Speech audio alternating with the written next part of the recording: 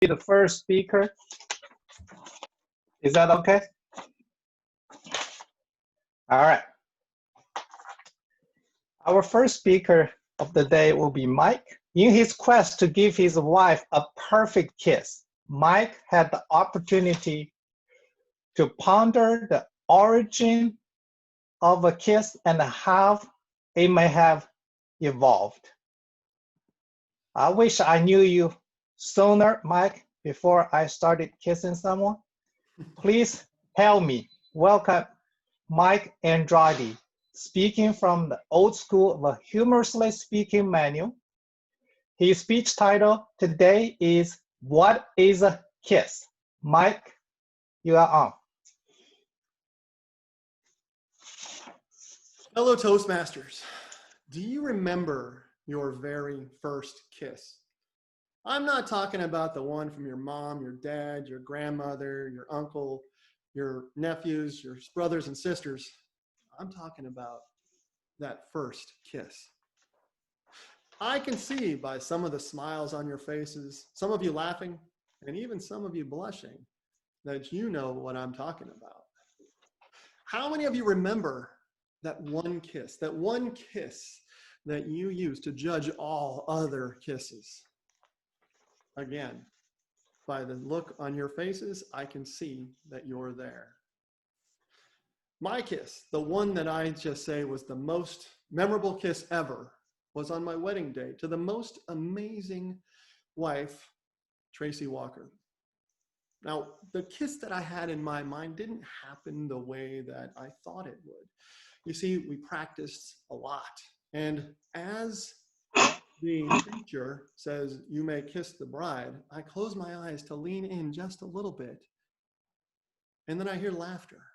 That's right, laughter. So I open my eyes to say, who's laughing at me? And I look around, it's my wife. She's laughing at me. She's laughing so hard that the entire audience starts laughing as well. Not necessarily good for my kissing manhood, if you will, or the impression we were trying to leave on the audience. And I'll tell you a little bit more about why that is as we get closer to the end of this speech. But suffice to say, leading up to this moment, I did some research and I wanted to know what it was that led to an amazing kiss. I wanted to figure out where a kiss came from, how it evolved, and if there are rules for kissing that we should follow. But did you know that Webster defines a kiss simply as to touch with the lips? Scientists define kissing as two orbicularis oris muscles in the state of contraction. Now let me ask you, does that really define what a kiss is? I mean, if you think about it, kisses have magic powers. They can turn frogs into princes. They can awake sleeping beauties. Mothers' kisses have the magic power to make pain go away. We kiss to say hello. We kiss to say goodbye. We kiss and tell. Sometimes we kiss and don't tell. So could you imagine coming home from work or leaving your office for the day and saying, honey, touch my lips. I gotta go. Or maybe you're feeling a little romantic. Could you imagine saying, why don't you come over here and give me a contraction? No, you wouldn't say that at all. It doesn't even capture the sentiment of what a romantic or a gesture of love that a kiss is.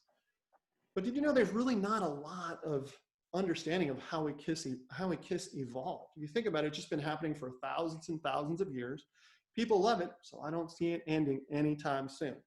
But sociologists think that kissing evolved from a few different ways. One, some people think kissing evolved as a result of breastfeeding. That's right, breastfeeding. If you think about it, in terms of how people anchor emotions, you anchor a positive impact with something physical that's happened. So if you're getting nourishment, you could say that's a great thing. Well, people must have loved it so much, they said, hey, let's just navigate north about 12 to 18 inches, and we'll just keep doing it. So you could say kissing evolved from our addiction to breast milk.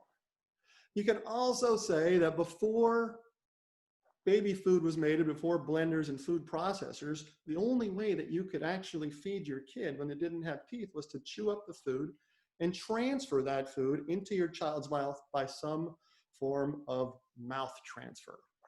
Now, I don't know about you, but when I think of a kiss, I don't think of somebody dumping food into my mouth. But you know, when I am hungry for a kiss, that's probably where the word originated.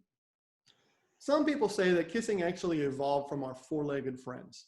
And in some tribes, Polynesian tribes, Laplander tribes in Alaska, the word kiss me actually means to sniff me. And what they do is they actually press their foreheads and noses up against each other, and they inhale as a way to share each other's breath and as a way to share the space. Now, I don't know about you, when was the last time you saw two animals instinctively sniffing each other? I don't know about you, but I, for one, am glad that like human beings, kissing has evolved into what it is right now. So finally, my path took me to the Kama Sutra. Finally, a book on rules on how, where, and when to actually kiss your partner. My wife and I didn't actually read the Kama Sutra, though, because it's a pretty thick book. So we thought to ourselves, hey, it's a rule book. Let's just make up the rules. So we practiced for this event. We actually had to rehearse. And like a dumb guy, not listening to my wife, I kind of took like a football coach approach where I'd say, okay, honey, this is our kiss. I'm giving her a motivational speech about how and when and how it's going to go down. And we're doing calisthenics. We're doing plyometrics. We're doing stretches. And unfortunately, I made her laugh hysterically every time we went in for the kill as we're rehearsing. Well, suffice to say, that became a pattern that was ingrained into her memory. So when it actually became time, go time, she couldn't help but just buckle over in pure laughter. Not at me and not my kissing abilities, at least so I think, but just at the joy and the gestures that were created. So my lesson there was, one, I do a great job of making my amazing wife laugh. I do a great job of making sure her spirits are up. And if I can do that and share the joy and as a way to announce that we're husband and wife through laughter, then I've done my job. To every one of you, however you express a kiss, if you kiss to say hello, kiss to say goodbye, kiss because you love somebody, or you just get mad and you want to tell somebody to kiss off, I say thank you so much for your time today. I love you, Mr. Toastmaster. Thank you, Mike. If everyone would take 30 seconds to write the love note to our first speaker.